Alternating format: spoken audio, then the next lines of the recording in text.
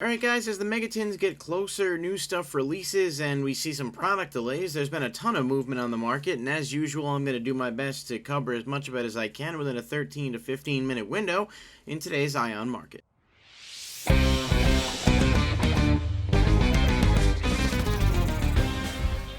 Kicking things off today, let's take a look at the Ignister cards. The Dark Infant Ignister came out in Lightning Overdrive. Really good Link 1 that searches the field spell, so obviously it was natural to expect some of the Ignister cards to rise in price.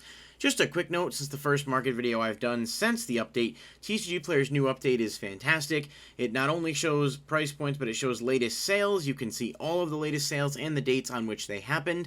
I have been asking for this for a while, and it does a really good job showing you what a card is actually worth, especially after a buyout. Although I do see there are a lot of first editions of this card here for $12, yet someone bought one today for $24, so that's unfortunate for them. Certainly sorry to hear that. But taking a look at this first, this was, $7, $8. It's still up versus its overall value at 11, 12, and market price of 13. I don't think this card is going to continue to rise simply because we do have the Megatins. It's very likely to be in there, and I think it was just sort of an initial response. Maybe people that didn't have it. It was a little cheaper than you would expect for a searcher for a deck that may actually have a real competitive element to it, depending on what builds people see, what the ban list gives us, so on and so forth. But it did spike enough that it was worth covering. Same with Ignister Island. This spiked quite a bit, up to about $30 for a bit, and has fallen back out as it usually does. The near mints are around $25, so that's not terrible. All things considered, but it's really good. It's a solid field spell. It's a secret rare. Again, feels like a lock for reprint, but it'll almost certainly be lower rarity, so this should hold some value. I'm seeing some that have sold for like 41, 30. I don't know what's going on there. Y'all might be overpaying a bit, but I would definitely take a look around and shop to see what the best deal is for you. I mean, I guess unless people are combining shipping or prices, but in that case, the other cards you're getting must have been severely discounted in order for that to be worthwhile. I do like that it shows the market price. Overall, this update for TCG Player is really clean and really solid, and I like it a lot. One I wanted to touch on quickly is Mysterio on the Dragon Crown at about $2. This just feels like a really solid Super Poly target, needing a Spellcaster and a Dragon. Two of the most common types in the game. If you're playing a Spellcaster deck, it's not hard to have a Dragon, your opponent have a Dragon out, and same other way around. If you're playing Dragons, it's pretty common you'll see Spellcasters in some capacity, especially with Invoked. Might be worth taking a look at just to have if you have any intent of playing Super Poly. I think it's a super cheap card right now, and I think it does have potential to go up in the future. Blue Eyes Abyss Dragon continues to see some movement. It was up to about $23, has fallen back to about $19. It's very inconsistent versus the market price of $22. I still maintain that when all is said and done, when the dust settles and this card stops moving so much, that it will probably settle around $25. It's a solid card that isn't really seeing much use right now, but it's also a Blue Eyes card that's exclusive to a set that, while it was decent, certainly wasn't like the most ripped open set ever, and I think as a result you will see this card have a lot of long-term mobility. And so, if you have them or you're interested in them, it may be good to look at whether or not you can find some deals, see if anyone posts them up around 15, snag them. I think the sky is the limit for this card. I'm not just saying that because it can fly. Solemn Strike Ultra Rare from Dual Devastator is up quite a bit from at least what I noticed at about $6.50 to $7.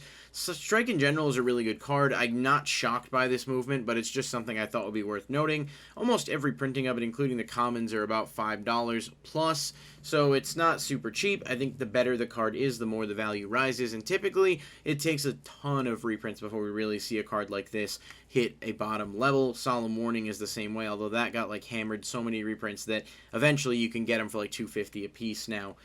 But still, Strike, really good card, and every copy is up, so if you have Dual Devastator ones laying around and you don't need them or they're extra, maybe try to make a sale. Eva is a disgustingly broken card. This is absolutely nuts in Drytron. It just goes so well with the combos with Diviner and Beatrice and everything else. It is also from a structure deck that is relatively old and has not been out since, I think, 2017, 2016. It's about 5 and change, but it doesn't have the most quantities, and I would say that the better Drytron does, the more likely that this card rises in price until we get a reprint or a rewave of that deck. So just food for thought. If you don't have your Evas, you missed the boat to get them super cheap, but they're still relatively affordable. Millenniumized Restrict is up a decent amount from last I checked anyway, around $13. This does feel like it was a bit of a sleeper card. Legendary Duelist Season 1 was very bad in my opinion. It had a few neat reprints in terms of like the cards that were in it, but the value was not there. They loaded it up with a ton of bad cards, and it just didn't have any imports like Legendary Duelist Season 2. So I typically think staying away from LDS 1 unless you're getting it at a really good price is a good rule of thumb. However, this Millenniumized Restrict is a solid card that will come in and out of formats. Secret Rare looks amazing on it, and obviously the Ultra from Ancient Millennium is always going to command a decent value because of the set it's from. So just something to look at. It has gone up over time and will probably continue to do so unless another copy comes out. Celine is similar, about $15, although I've seen some sell for $14. This is Dual Overload. No idea when a reprint for this would even be in the cards. It's a really, really solid card. I've been playing around with it in Magistas, but it's got use in a lot of other decks as well. Reviving spellcaster monsters from your graveyard if you're playing things like Invoked, other decks that utilize spellcasters like Shadal. It's definitely a good card to have in your extra deck, and the price is reflecting that. So relatively low listings at a somewhat decent price just makes it one you want to keep in the back of your mind. House of Champs covered these next couple, so I'm not going to spend a lot of time on them, but Cyber Angel Eat It ends up to about $20. It's a really good card, and it does look like it got bought out, but you're seeing sales still $16.99, $16.99. Someone snagged one at $8, which must have been a good deal. It's a really good card. Dragons of Legend 3 is a weird set that didn't have a ton of value, so I'm not shocked by this, but, you know, just might be nice to note if you have them or we're looking to get them, you know, at least to be aware of what you have. And Mardell Generator, Boss of Light, same deal. This is about $30. This has always been a pricey card versus its use, but the plant support has made it, you know, even better. People like generators. It's a fun, you know, fan favorite deck. It's a short print in a set that is not really accessible anymore. So all of those factors add up. Not too many copies of this, but it does look like a buyout that's sticking based on sales. So just keep that in mind. Crystron Phoenix is up to quite a bit versus market price of $10.77, so about $11. They're selling around $17. This is from Invasion Vengeance with no reprints. Solid card. It just has some neat combo uses and different things. I don't know what exactly it's being used in at this moment, but there are a lot of different decks you can utilize it in. I know some of the water decks can certainly play it, but there are other ways to use it too, and people are a big fan. It's a solid card that banishes all your opponent's spells and traps, and does have a revival effect if it's destroyed by battle or card effect, so there's a lot going for it. If you didn't have this, you might have missed the boat on it getting it cheap, but we'll see whether or not it falls back out. Rise of the Mega Monarch also went up. We talked about this with the Flunderies stuff. It seems like potentially insane. I don't know whether or not it's actually going to be, but unlike some of the other Monarchs, this only has 2 printings. The Duelist Alliance one is a solid value, but do keep in mind that, well, I mean, they are selling. It's the only thing here. I'm just looking at Duelist Alliance. Versus a market price of 4, Near Mints have sold for $30, $30, $30. I mean, these are moving. First edition Near Mints are definitely moving, so this is up a ton in price. 30 plus on this. I think that's a good price to move it at, as decent as it might be. You do have the cheaper alternative in Mega Pack if you don't care too much about rarity. Scrap Golem Super Rare is one we've all kind of called. Anyone that talks about the market, this was like a $2 card for a while. Up to about $6. Just really good with the Scrap Raptor engine, and, you know, as Raptors are common, other things go up in value to, you know, acclimate that. Vision Hero Increase has ironically decreased a bit versus its market price at $21. Certainly plenty of sales going on around $22, but hopefully this is a sign that it's going to move downwards. It's a really good card, but it's not played at 3, so the hope is that it's, you know, people may have extra copies to move. I'm really hoping for a reprint of this sooner rather than later, but no idea whether or not that's going to happen. I would think Legendary Duelist Season 3 might have been a good opportunity to do that, but since it seems like we're not getting it, kind of hard to say. Wandering King Wildwind, I just noticed, still up in price at $15. I thought for sure this would fall out. It's a decent card. It's from Duelist Saga, and so obviously it has a lot of uses with your different Fiends archetypes, especially with Tuners. It just does get better with time and is not accessible at all considering the set it's in, so that's just, you know, food for thought. Herald of Orange, like common, I had no idea was this much. I actually pulled some out of bulk the other day. This is $6 for the common. I'm pretty sure I used to have a ton of these. If you have extras, you know, it might be worth moving them.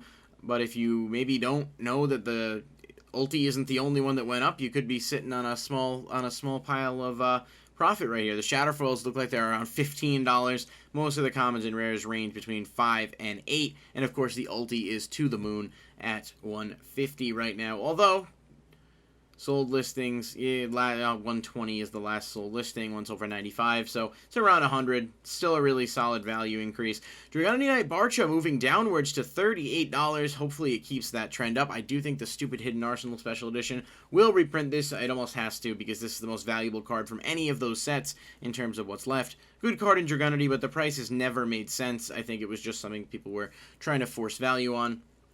Super Rare Bahama Shark is up to about $6, although you might be able to find some cheap ones if you search around. Somebody got one for about $3. Not a bad card at all, especially I'm playing it in Magistas, which is a low tier deck that I play for fun, but water decks definitely get a lot of popularity. They come in and out of the meta. And Bahama Shark into Toad is just an insanely good combo that a lot of decks that have access to will play. Secret Rare is about $40. I still think that's a decent value, but I would just wait a bit. You can find them cheaper if you wait. They'll go back up on the market as people try to make sales. Wrapping up today, a couple more. Apprentice Magician from Legendary Duelist 6, is up to $10. This is a good card. I just think, given the fact that there's no reprint in sight, and this is a Dark Magician Girl-esque card that's very popular among the players, it makes sense that the value is up. Gamisil, the Sea Turtle Kaiju from Dual Devastator Ultra, seems to be running lower in quantities versus some other Dual Devastator cards, and rising in price little by little to around $3 to $4. I just think it might be worth, if you're interested in getting Gamisils, and, it does become better depending on the format. You could do worse than the Ultra, and I think it's a solid pickup.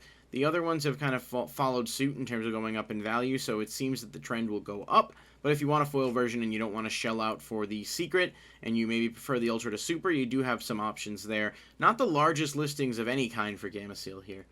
And then, one thing I wanted to know super quick, a maybe, it seems to be out. I don't know, I thought this started out with the YCS remote, but it might have been one of the extravaganzas.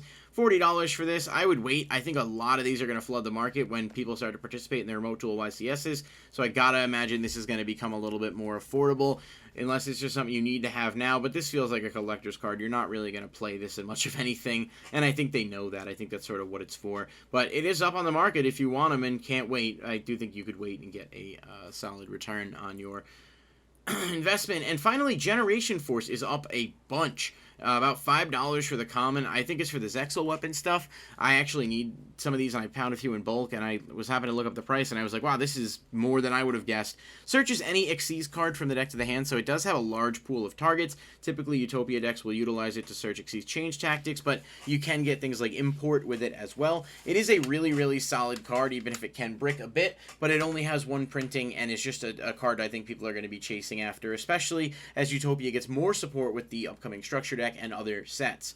So that's going to do it for today's Ion Market. Thank you guys so much for watching. As always, I really appreciate the support. Please like the video if you enjoyed, and subscribe for more content, and I'll see you next time.